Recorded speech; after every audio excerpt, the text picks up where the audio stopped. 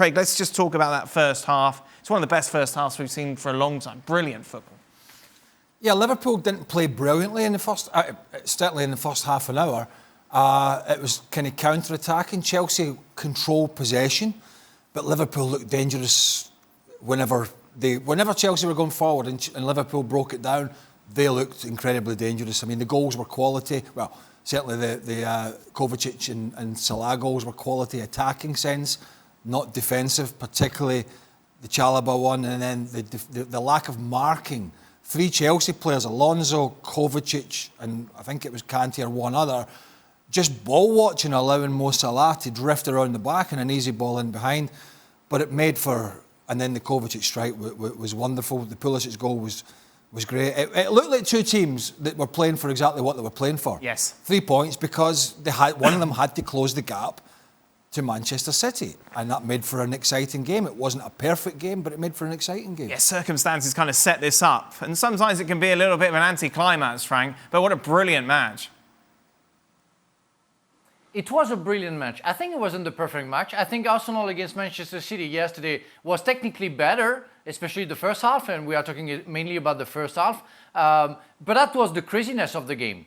It seems to me that I was watching a game from the 90s where you don't have the shame of kicking the ball far away. You don't try to be perfect. That's the main thing. You just try to play against a team and try to win the game. That was the why I loved that game. It's because no calculation whatsoever. You just try to go for it. You make some mistakes, but you still go for it. From Liverpool side, you try to kill Chelsea, but Chelsea came back, and you suddenly say, what's going to happen? That was crazy, and I love that craziness. It's why I love the Premier League, because we were talking about Real Madrid this afternoon.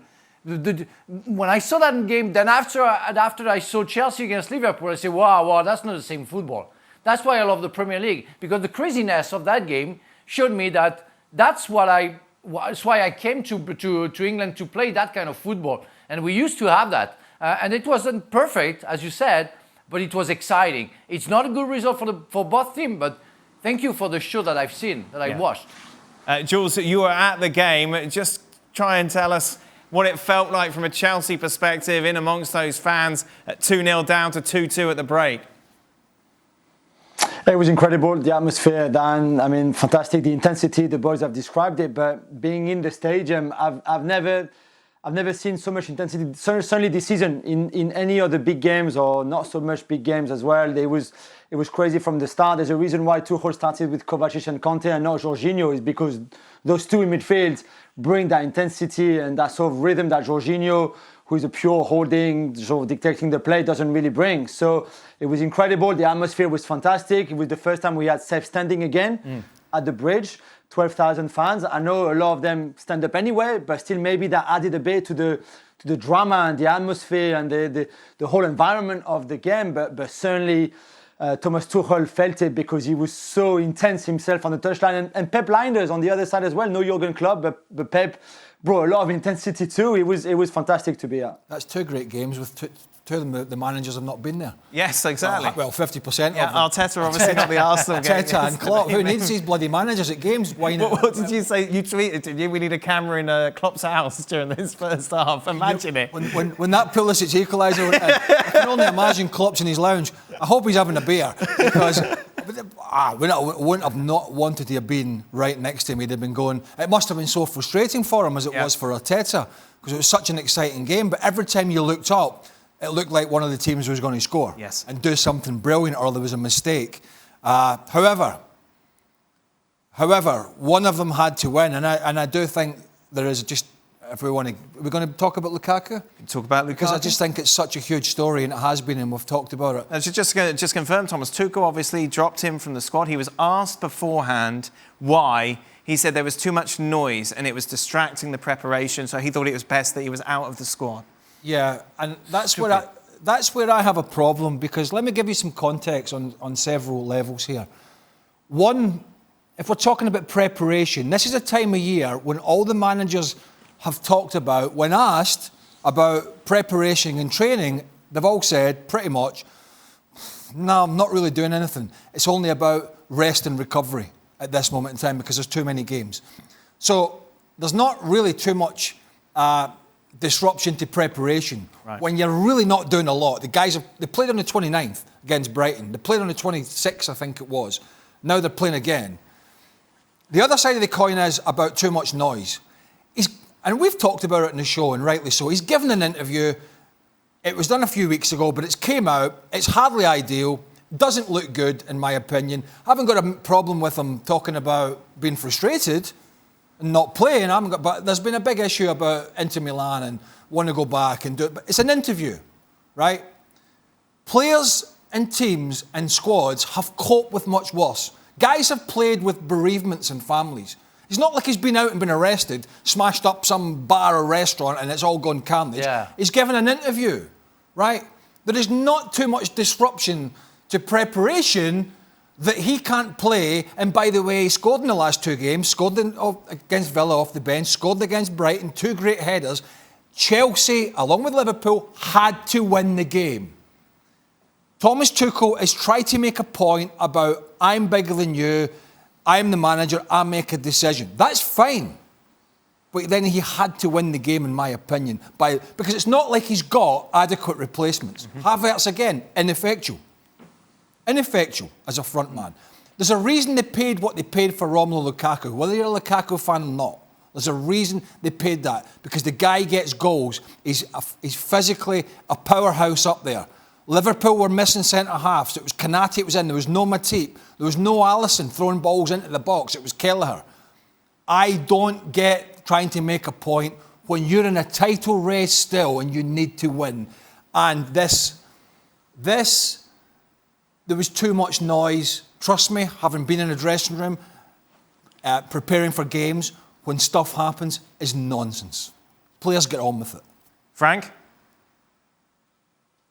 I totally agree with Craig. I think it's, people know how many times I defended Tuchel when he was at Paris Saint-Germain, when he signed for Chelsea, and how much I appreciate him. But that's his first mistake, and it's a big one, really a big one. As Craig said, players don't care.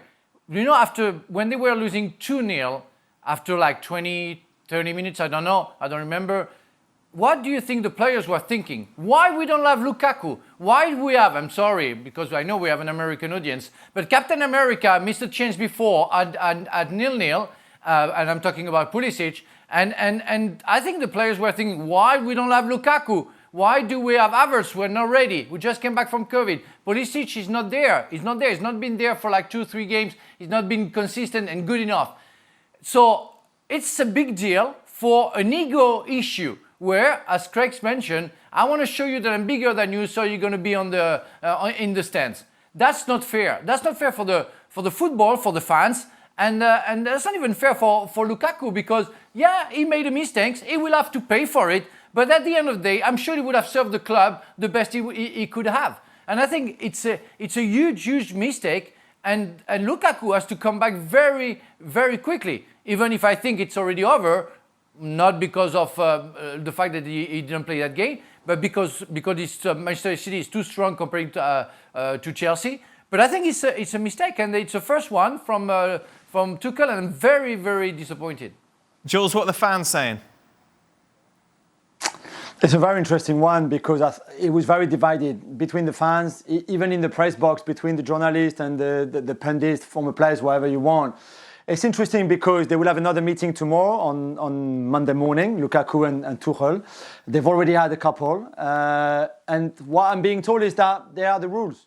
And the rules are for everyone in every club. Aubameyang is late for the derby against Spurs. He's on the bench. He doesn't even come on. Foden and Grealish go out when Guardiola said no one goes out this week. They dropped. Lukaku criticized publicly the manager. He's dropped. This is the rules. The rules have been set before, and I know the timings is wrong. And I agree with the boys that he wanted to make a point as well. But it would have been anyone: Chelsea, City, United, Brighton, Peterborough, Coventry. He would have been dropped regardless. And that's what Tuchel. That's what I'm being told. I don't say I agree with it, because I agree with the boys. And I didn't think he would drop him. He dropped him. Maybe it cost them. Maybe not. Tuchel felt he had to do something. Again, we can argue: did he really need to do something? I'm not sure. Was he really that serious? I don't know. But certainly that's where it's all about. And I believe he will come back for the League Cup semi-final against Spurs.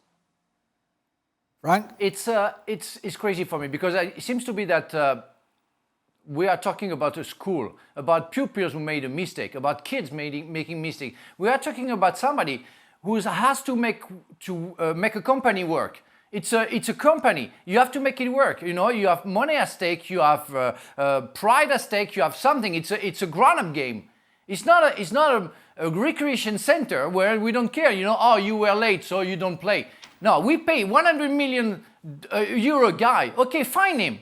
Fine him because he made a silly article on an Italian TV. But he has to play. He's the best striker. We've been looking for that last year, and Chelsea didn't have a good season in the Premier League because we were lacking of striker. We have a striker because he made one bad interview, he doesn't play.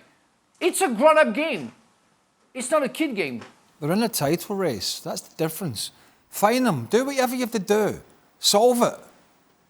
You know, it's all very well Guardiola leaving Grealish and Foden out and this and that because they're probably going to win the league.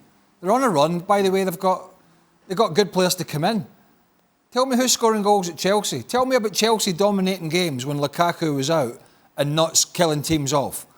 And I heard the other nonsense about, and it could be true, and it might just be a consequence of the modern day game, about Tuchel canvassed the senior players about the decision and they were okay with it. Well, Frank will tell you, when we're playing, particularly in a big game, do you think I wanted to go in to an Old Firm game via Rangers without Henrik Larsson? Because Henrik might have said he wanted to go somewhere else. Do you think I'd have went to all the senior players at Celtic and said, I'm thinking about leaving Henrik out, what do you think? Would have went, are you nuts? Right. I want to win the game. I want to put some pressure on Man City. We're at home. I know there's a problem. Let's solve it. Let's get out in the field and do our talking on the field. Right? This hard and fast nonsense. Oh, there's rules. And players always break rules. It's how the manager sort of figures it out when they do it. And there's not just one rule fits all, one size fits all. I'm sorry, and I know the reports were going around yesterday that this was going to happen, but I was surprised because now it's going to fester on to the meeting on Monday, as Julien said, and then the press will be waiting to hear what comes off the back of that. So if he'd have gone out in the pitch and scored the winner in this game, and who knows what would have happened, some of this would have been pretty much put to bed. Not at all, but some of it. If he'd have gone out and had a bad game, it would have been no different to the scenario we're in now. So I just don't understand trying to make a point to a player when you've got an owner who's spent 100 million plus and will be saying, yeah, he broke the rules if those are the rules, but what about my results and what about my title challenge? You left my best striker out of the squad and you're playing players that are ineffectual at best. Just going back, just away from the Lukaku situation to the scenario we talked about just at the kickoff, Mane and the arm. Where do you stand on it, Frank? I thought about that, you know, and my time when I was playing, and I say some players wouldn't have had their a good career if they would have had a red card, you know, every time they elbowed somebody. And I think about the captain of England, who broke my nose like 3 times, but I think did it every game because he was the captain of England, and he was a fantastic player, but he was kind of dirty at some times, you know, and he was elbowing everybody, and he had the right to do so. I think I'm against the red card. A yellow card was enough. I think Havertz did that a little bit to another player as well after an hour. So it was and I think Tuchel said that after the game, where he said that people pay the price to say 11 men against 11 men, and that's not dirty enough or dangerous enough, I would say, to play 10 against 11. So that's only fair. A yellow card for me, it's only fair. Even if I think he almost did it on purpose. I think he did it on purpose. It was close, wasn't it?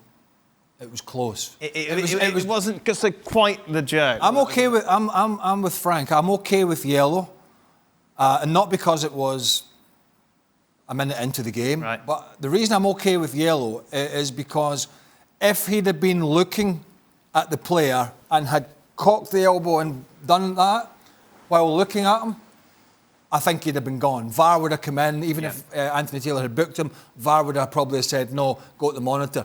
Because he was watching the flight of the ball and the arm comes up, even though it goes into Azpilicueta's face, it's a consequence of the positioning, the natural positioning of jumping for a ball.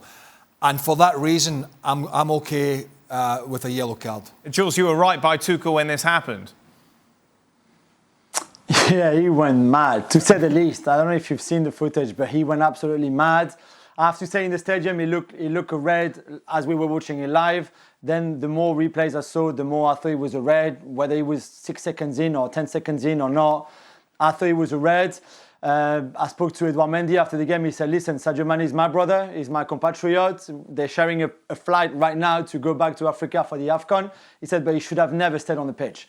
And I can see the point of view from Chelsea players, of course, and the opposite from Liverpool players. But I thought it was a red. Tuchel went mad. He went mad when VAR checked the Kovacic goal for that potential offside. He was like, let's go home then.